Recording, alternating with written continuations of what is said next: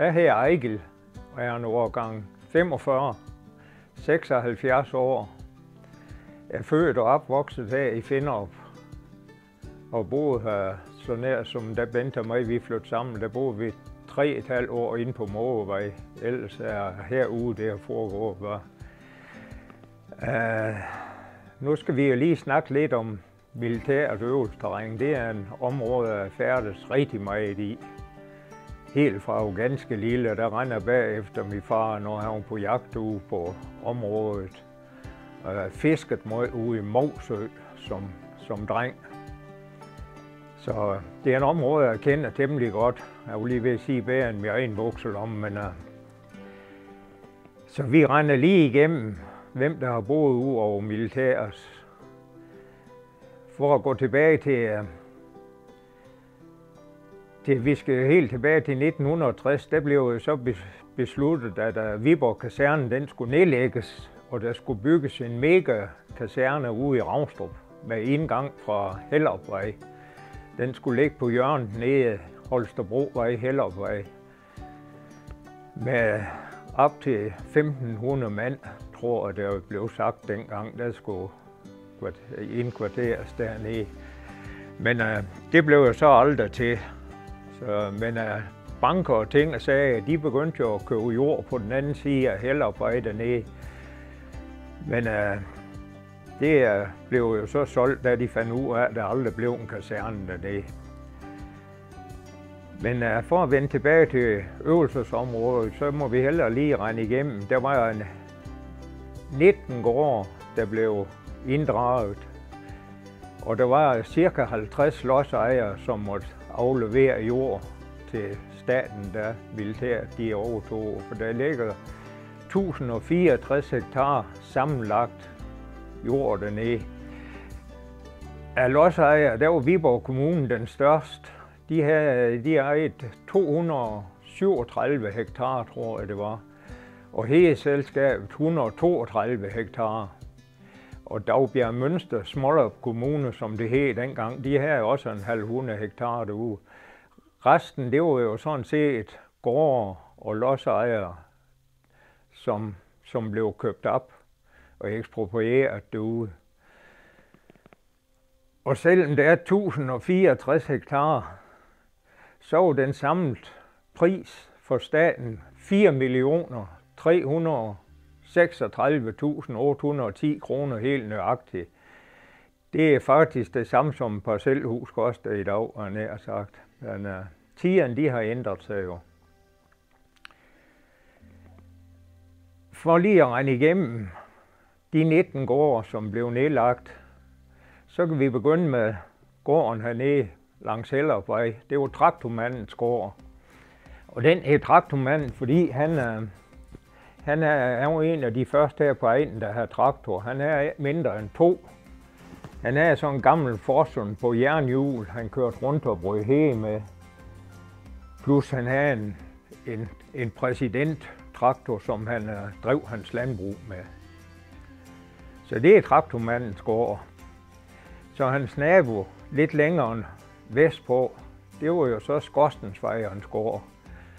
Der hænger en skilt på alle gårde, der er derude tilbage, hvor der står navn på. Altså den her nede, der står traktormandens gård, og skorstensfejeren, der står jo skorstensfejerens gård.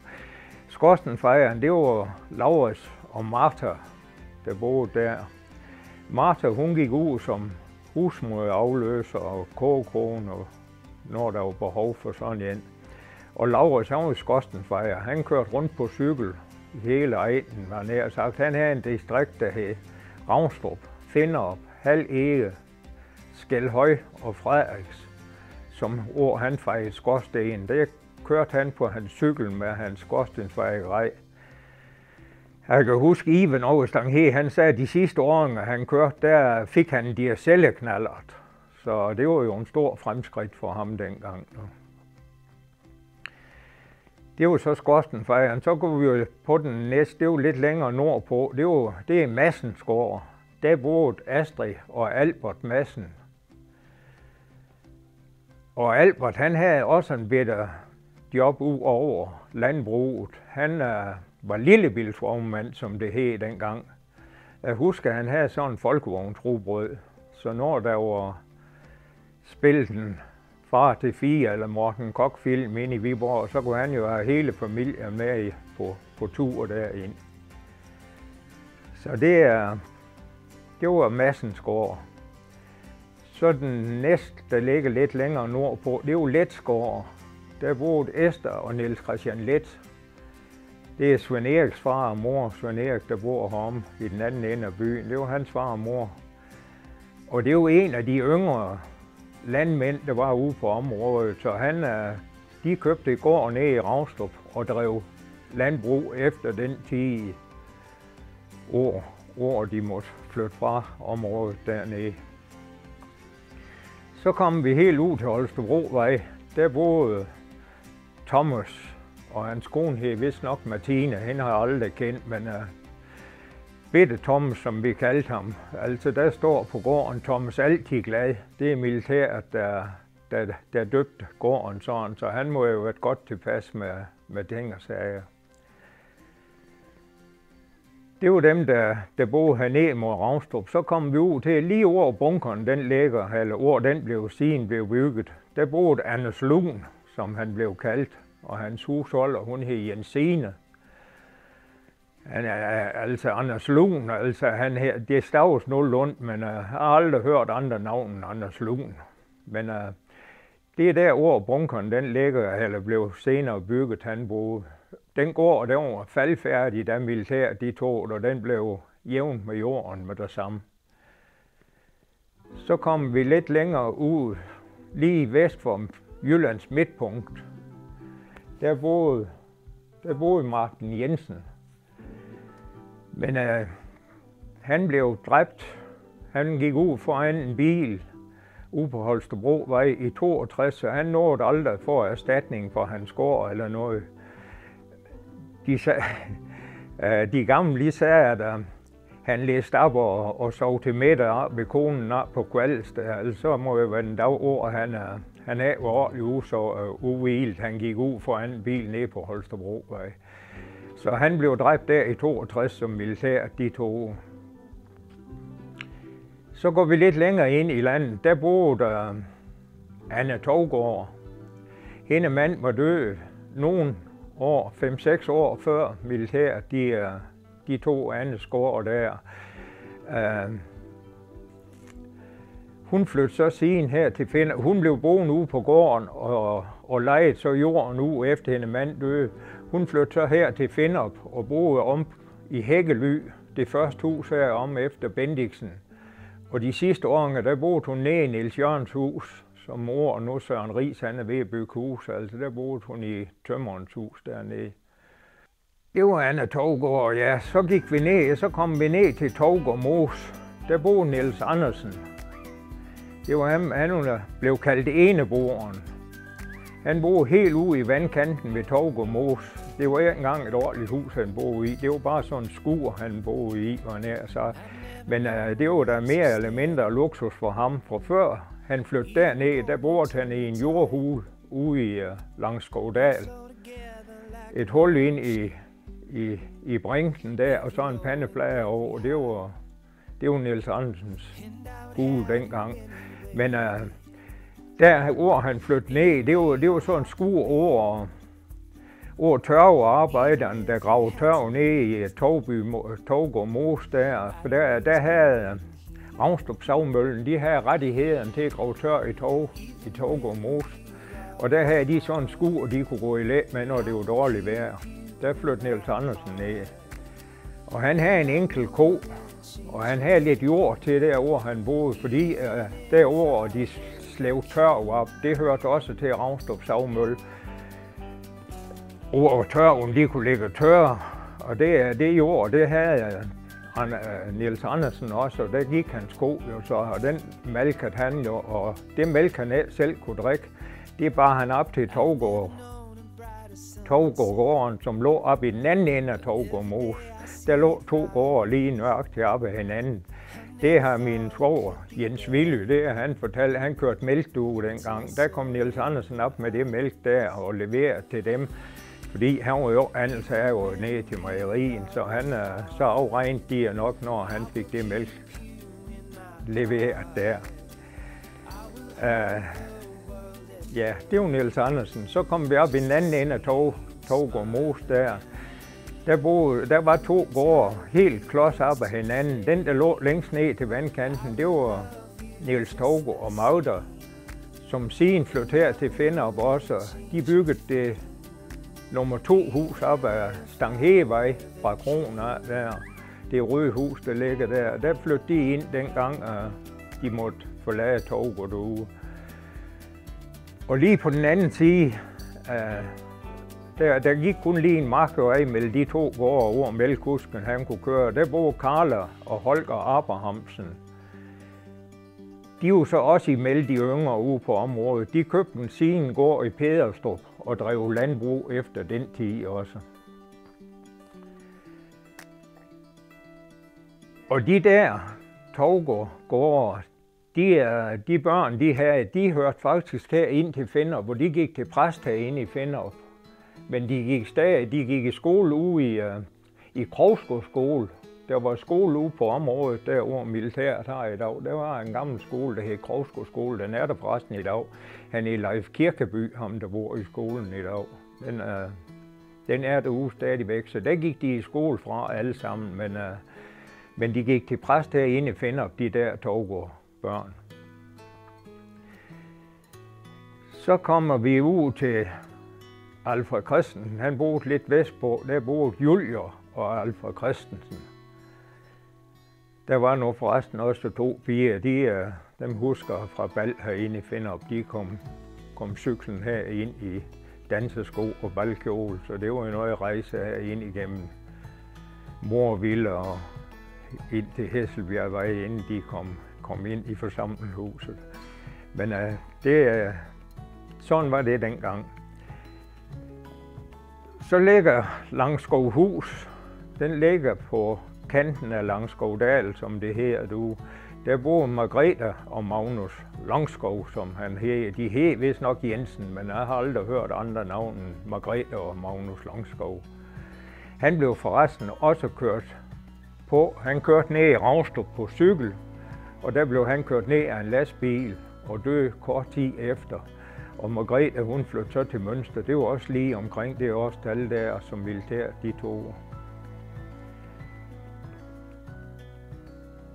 Så lå der en gård lige lidt længere mellem Langskovdal og Mousø. Det var Holtegård. Der mindes jeg aldrig nogensinde, der boede mennesker. Jeg kender ingen, der har boet på Holtegård. Men når de gamle de snakkede om Holtegården, det var Fælleskarens gård. Det blev den altid kaldt. Det var før der blev bordel på enhver gade i hjørnet. Der boede Fælleskaren derude. Så det var smart nok, det var sådan et sted. Den blev også jævnt med jorden, da militæret tog den, for den var faldfærdig. Og jeg har aldrig mindst, der har boet mennesker ude på Holtegården. Men det var altid Fælleskarens gård. Så kommer vi op til lige vest for Mousø. Der ligger Gulegården. Der boede Oscar Dalsgaard. Han var fraskilt, han havde 2 drenge, de boede ved ham. Søren Peter og Levi. Dem kom med en hel del ud til, og vi fiskede i Mousø. De var faktisk på min alder. Søren Peter han var et årgang yngre, og Levi han var en 3-4 år yngre. Levi han slog sig forresten ihjel. Han vælte på motorcykel ude på Andersvej, inden han blev 30 år. Han var lige nygift og havde 2 små piger. Så det var sgu tragisk, men sådan var det. Den bliver brugt i dag, Gulegård, og den står helt uberørt, som det var dengang. Altså, stuehuset står i dag, og der er bygget en lade til, var nær og sagt, og der er stor toiletbygning ude ved Gulegård. Så den bliver benyttet, hvis der er et eller andet derude. Så den er helt bevaret, som den var dengang. Så kom vi ned til enden af Rosborg Sø. Der boede Jakob i Rosborg. Han var nok herremanden ude i området. Det var den største gård, der var derude. Han var ung Karl. Jeg husker ham sådan ganske svag, men der boede han i hvert fald. Så dernede over hjemmeværn, de hører hjemme i dag,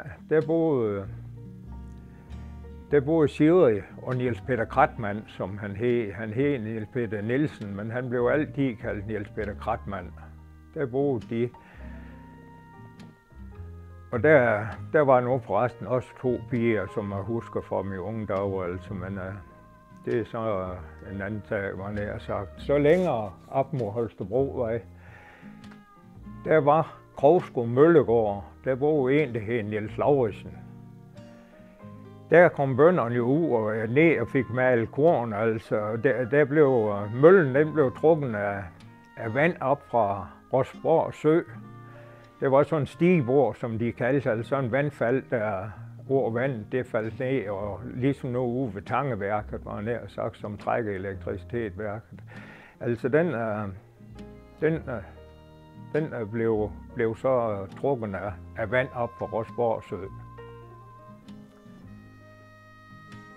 Det er jo de gårde, der ligger der, og så kommer vi ud på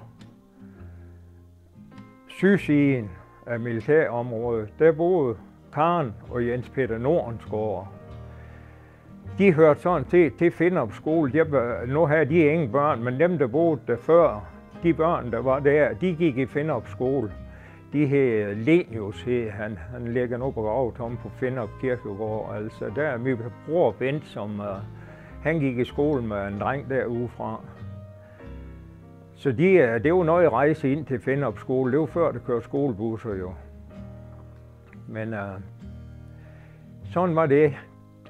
Og så kommer vi til den sidste gård. Det var opsynsmanden for Viborg Kommune. Han hed Anders Skovfoged, kaldte vi ham. Der var 3 drenge, de gik også til skole herinde i Viborg. Den ligger derude nord for Paradis, Anders Skovfogheds, men det blev også jævnt med jorden. Det kaldtes Ny Rosborg, hans derovre de boede. Men det blev jævnt dengang militæret tog også. Nu er vi vist igennem de 19 gårde, der var derude, og så var det jo enebroren, det var nummer 20. Ved du hvad, over stuehusen, de er jo bevaringsværdige. Der de første 50 år militær, de havde, der boede der befalingsmænd derude. Der lejede de dem ind i stuehusen. Men alle stuehus, de er jævnt med jorden i dag, men der står en hel masse udbygninger derude. De står faktisk næsten alle sammen, som dem jeg har nu nævnt her, der er blevet nedrevet dengang militær tog. Der var nok en 6-7 stykker, som der blev nedrevet, men ellers står der udbygninger ved de resterende gårde derude. Og der er, som man siger, der står den skilt derovre, der står et eller andet navn på. Så det er, vi kan se, hvad de forskellige har heddet derude. Altså det står faktisk på gården jo. Der er jo et helt unikt natur derude, som ikke findes ret mange andre steder. Der er det, der kaldes Rosborg Sø, som nu er blevet drænet. Den er blevet prøvet på at blive drænet 4 gange. Første gang, det er cirka 100 år siden, i 1868. Der blev besluttet, det var jo nok forfædrene til Jakob i Rosborg, at Rosborg Sø, den skulle drænes, og der skulle jo dyrkes landbrug. Der var folk lige så jordgærige, som de er i dag, var nær sagt. Der skulle Rosborg Sø, den har jo nok en areal på cirka 100 hektar.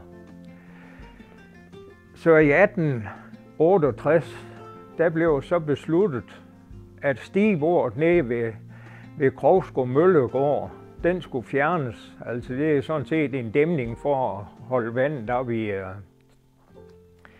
Rosborg Sø. Altså når de fjerner så stigebordet, så vil vandet jo fås ud af Rosborg Sø og så forsvinde i åen, og så siden rende ud i Arbæk Fjord jo. Det lykkedes også fint at få vandet til at rende af Rosborg Sø. Der var, som man siger, Rosborg Sø dækket nok en areal af ca. 100 hektar. Og vandet det fossede ud af Rosborg Sø, og det blev til en eng, man nær sagt. Men hvad de havde drømt om, det var, at hele søbunden, det er en stor kildevæld. Og hele vestsiden af Rosborg Sø, det er en mægtig store bakker, hvor vandet det fosser ud hele vej. Ja, den er nok cirka 4 km lang, Rosborg Sø der. Der vand det fosser ud af bakkerne, og jorden, det er hele Rosborg underlag der. Det er en stor kildevæld, det er totalt bundløst derude. Men det troede de, at det kunne dyrkes som landbrug, når det ellers fik det afvandet. Men det var en fiasko. Rosborg Sø, bunden den hævede sig i Rosborg Sø, altså, og det blev aldrig udnyttet til nogen verdens ting. Og det var jo den eneste gang, så hen det er nok 1912, cirka 150 år efter, der er der så en møller og sådan en maskinhandler, der har fundet ud af, at de kunne lave sådan en Rosborg Sø, den kunne dyrkes. De stillede så en vindmølle an nede i søen, som skulle pumpe vandet ud. Og der blev gravet grøfter og ting og sager, så vidt der kunne graves. Og så skulle vandet jo ellers pumpes væk med den vindmølle der. Men det blev også en fiasko, for den stod jo godt i læ dernede i vindmøllen, så den kom aldrig til at kunne pumpe det vand ud, som de drømte om. Så Rosborg Sø, den blev stadigvæk med at være bundløs jo. Men det var sidste gang. Så hen til 1935, der var Hegeselskabet jo så kommet på banen, og der troede de jo, nu kunne de tømme Rosborg Sø, altså sådan den kunne dyrkes. Så de forestillede at grave en kanal over i vestsiden, men det blev jo nu hurtigt opgivet, fordi det er over i vestsiden, at vandet det fosser ud af bakkerne, altså der er en total bundløs over. Og det vand, der fosser ud af bakkerne derovre, det gør, at der gror en masse sjældne blomster og planter over. For jorden, den er altid 7 grader varm, hvad enten det er sommer eller vinter. Der er 7 grader året rundt, så der er orkideer og majgøgeurter og mange forskellige sjældne blomster, som ikke findes ret mange andre steder end derude. Men dyrkjorden, så blev det var så meningen, de ville grave en kanal over i vestsiden der. Men det måtte de jo hurtigt opgive, for der kunne jo hverken færdes mennesker eller maskiner. Så blev besluttet, at de skulle grave en kanal over i østsiden af Rosborg Sø. Og den blev også gravet, men det styrtede jo sammen lige så vel som de gravede. Så blev der banket pæle ned, jeg husker tydeligt i min knægt, der de pæle de stod hele vejen op fra Rosborg Sø og så helt ud til Holstebrovej. Og der blev så sat faskiner på de pæle for at holde styr på, at det skulle skrige sammen. Og det lykkedes også, så der går en kanal der, og den løber der vand i den dag i dag. Jo. Men Rosborg Sø kunne jo dyrkes, men det var jo en katastrofe stadigvæk, den ikke kunne dyrkes. Så Hegeselskab gjorde et nyt forsøg i 1947, tror jeg det var. Så det er jo lige efter krigen. Der gjorde de et nyt forsøg med noget sandbassin og noget. Men det mislykkedes også, og gudskelov for det, for der er et fantastisk natur derude. Jamen, jeg har sat derude i hundredvis af morgener og ventet på, at nat skulle blive til dag. Og se det fugleliv og dyreliv dernede over Rosborg Sø. Det er fuldstændig unikt. Der var en fugletælling derude lige omkring årtusindskiftet i 1998, tror jeg. Der blev talt 76 forskellige fuglearter ned over Rosborg Sø. Så det er uhyggeligt at tænke på, at mennesker kan være sådan vandaler for at få lidt landbrugsjord, og så ødelægge sådan natur. Så gudskelov mislykkes det efter 4 forsøg. Og så husker jeg, i 2001, der har Oberslund, som han hed, der har han jo fundet ud af, at nu skulle der vand i søen igen. Så der blev indkaldt til møde ude på Mønster Kro. Der kan jeg huske, der var jeg så ude og høre på det, for det lød jo vældig interessant, at nu skulle der vand i søen igen. Han har jo mange gode idéer, for han skulle jo selv betale noget af.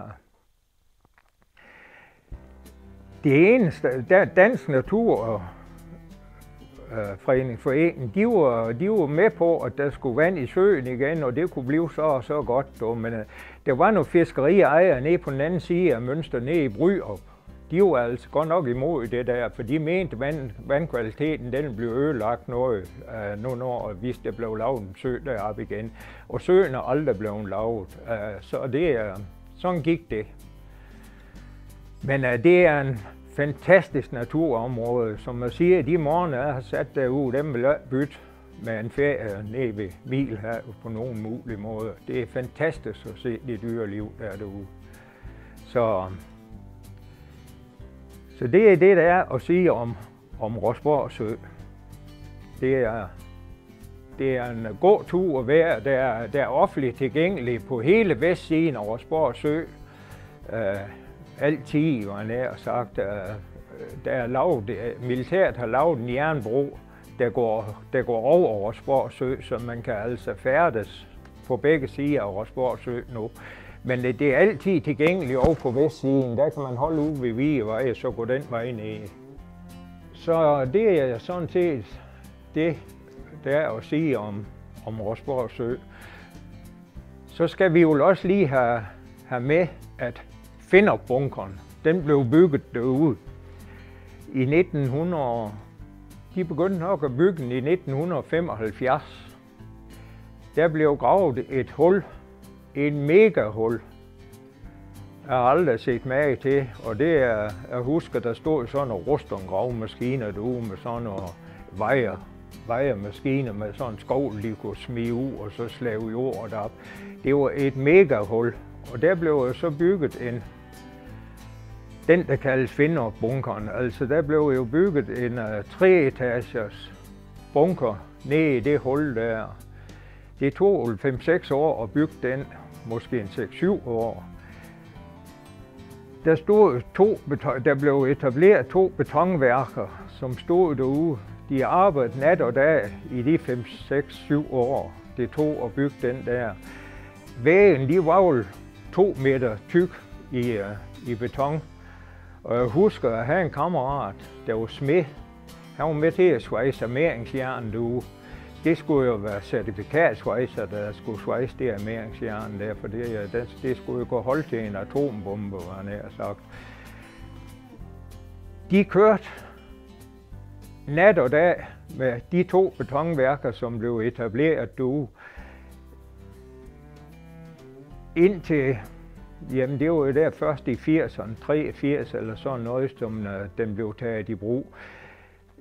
Den var i 3 etager. Jeg har aldrig været dernede, men det er der flere finderbeboere, der har.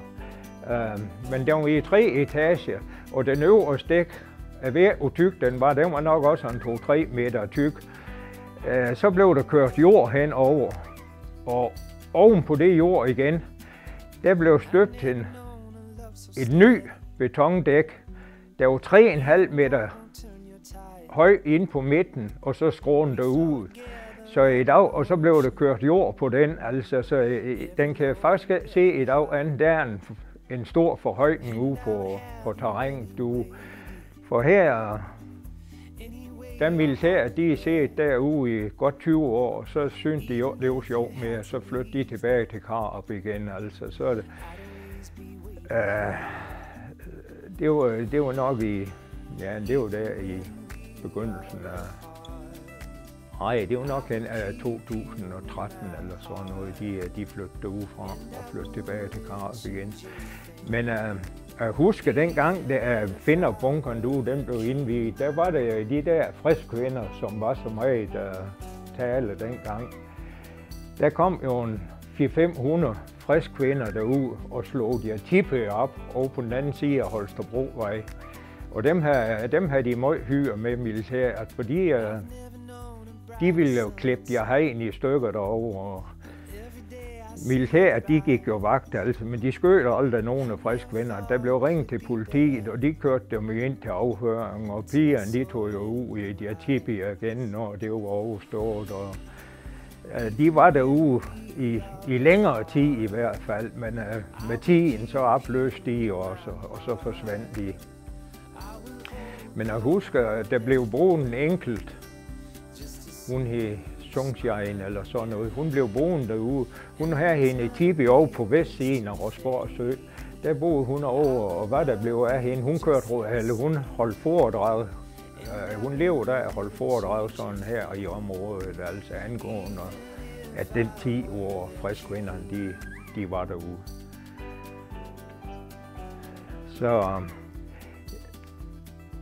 Og fordi jeg kom til at kende området ualmindeligt godt, det var fordi jeg kom ind til Viborg som soldat i 66, efter jeg havde været i Fredericia 3 måneder som rekrut. Så blev jeg stationeret ind i Viborg, og jeg var mekaniker, og jeg fik kørekort til PMV'er, fordi Viborg Kaserne muligvis skulle nedlægges. Det var jo nok fordi, at Prindsens Livregiment, de fik 55 PMV'er, jeg husker antallet, for der var vi lige kommet ind, og de PMV'er, de var helt nye. Og der var jeg så heldig og fik kørekort til sådan en, og skulle være med til at reparere de PMV'er. De var ganske vist helt nye, men de havde en masse børnesygdomme, som skulle repareres. Og Viborg Kaserne, det var jo lidt usmart, at de lå inde på Rødevej, og så havde de øverste terrænet over på Klostermarken. Og de PMV'er, det var jo bæltekøretøjer, de skulle jo hele vejen igennem Viborg, hver gang de skulle over på øverste terrænet. Og jeg husker de første måneder, jeg var i Viborg, når vi havde været over og lege med de PMV'er over på Klostermarken, så når vi kom tilbage, så var det jo ellers ringet til kaptajnen, som hed Olsen. Så var det jo ellers ringet til ham og klaget over, at de PMV'er, de kom jo med vanvittig fart hen af, Søndersøvej og op af graven og rundt omkring. Så det var jo noget forfærdeligt noget. Derfor var de i gang med at bygge et værksted, som kaldes garageanlæg ude på området. Dengang den var så færdig. Vi var en 4-5 menige, som havde fået kørekort og skulle reparere de PMV'er. Vi blev så flyttet ud i garageanlægget. Jeg husker, at jeg fik en dip udleveret, og jeg havde 3 befalingsmænd med ud på området derude i garageanlægget hver morgen. Vi boede jo inde i Viborg, og de andre menige der, som også lavede PMV'er, de havde så en Dodge udleveret, så de kom kørende i den. Så var vi derude om dagen og lavede PMV'er. Og de PMV'er der havde vi jo, ja, vi havde virkelig sjov med, for vi, som jeg siger, de havde mange børnesygdomme, og der skulle vi jo så ud og køre en halv dags tid, eller hele dag, for at finde ud af, hvad der skulle laves ved de PMV'er der. Og når vi så har fået dem repareret, så skulle vi ud og køre en dags tid igen, for at finde ud af, om de nu var i orden. Så der fik jeg i hvert fald området at kende, ligesom jeg ved snart, der var ikke fra rart bedt, at vi har færdes på derude. Så det var jo vældig spændende for en, der har været derude i sin knægt derude. Så mange af de spor, der er derude i dag, dem er jeg sådan set med til at lave derude. For der stod i markerne jo, som bønderne de har forladt, der kunne man jo se, her har været kartofler, og her har været korn, og her har været marker ud og køre, de har gået indhegning og sådan noget. Det var det jo dengang. Så. Det var der området, det var helt fjendeland. Ja, området, der må du overhovedet komme nogen ud, var nær sagt. Det blev sat hegn op hele vej langs Hellerupvej. Og opsynsmanden, han havde sådan en mega stor schæferhund. Havde det været ulve den gang, var han her sagt, så jeg troede, det var en ulv, han kørte rundt med, og så uhyggelig var han. Men han patruljerede hele vej langs yderkanten af området, uafbrudt. Han hed Børge, kan jeg huske. Han boede derude over hjemmeværn. De hører hjemme i dag ude ved garageanlægget der. Men for lige at vende tilbage til, at det var helt lukket for uvedkommende, så kan jeg huske Niels Peter Kratmann, som havde den ejendom derovre over hjemmeværn, de hører hjemme. Han var så cyklet ud og ville se hans gamle gård der var gået en stykke tid. Men der blev han jo også anholdt og fik en trusselbrev uden lige, at her måtte han aldrig komme mere, var nær sagt. Jeg kan huske, at en af hans døtre havde han med ved det sidste hjemmeværens åbent hus, der var derude. Der læste Poul Vester brevet op der, og hvor forfærdeligt det var, at han kom derud, altså, hvor han har opholdt sig alle hans dage ellers. Men sådan var det. Og det er jo lige sådan, der hvor Anne Togo boede, der var der sådan en stor frugthave. Og den blev så også hegnet ind, husker jeg. Den var hegnet ind, så der var kun militærfolk, der kunne komme ind og plukke æbler og blommer og den slags ting og sager. Så der var sat hegn hele vejen omkring, så var der en stor jernlåge for, hvor der stod Æblerhaven. Men der kunne alle befalingsmænd jo så komme og plukke frugter. Men der måtte ikke komme andre derude. Jeg husker også nede i Mogsø med fiskeret. For der var jo førhen i tiden, som vi var inde på, altså der var mange, vi kom jo ud og fiskede derude, men det var jo også slut dengang. Der var store skilte op nede ved Mogsø, kun adgang for medlemmer af Prinsens Livregiments Fiskeriforening. Så det var jo frygteligt, hvis der kom andre dernede. Jo. Og jagtretten derude, det var også militæret, der havde det. Men i dag, der er jagten jo så lejet ude. Så det er blevet lidt anderledes. Og der er det jo også blevet lidt mere fri adgang derude.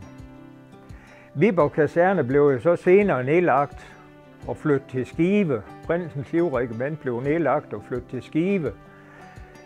Men der blev Prinsens Livregiment jo også nedlagt ude. Og så var Jyske Dragon Regiment ude i Holstebro, der fik ansvaret for området derude. Og det er dem, der har ansvaret for området derude den dag i dag. Men de har et egen øvelsesterræn derude, så det er nok lige så tit andre soldater, der er på øvelse derude, som det Jyske Dragonregiment. Altså, det kan lige så godt være en kaserne fra Sjælland, som har sendt soldater ud og holde øvelse nogle dage. Altså. Men det bliver brugt væsentligt mindre, end det gjorde dengang Prinsens Livregiment havde.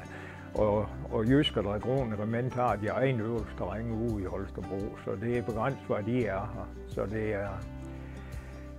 det er så tit, der er aktivitet derude, som det var engang. Og førhen i tiden, dengang Prinsens Livregiment, de havde området derude, der var der også håndgranatbanen. Den var jo nu forresten helt herude i østenden der, så det var ruderne, de klirrede noget inde i Finderup, når de sprang håndgranater, og det gjorde de jo faktisk ret tit dengang Prinsens, de havde som øvelsesterræn. Så der er mere ro derude i dag, end der var dengang.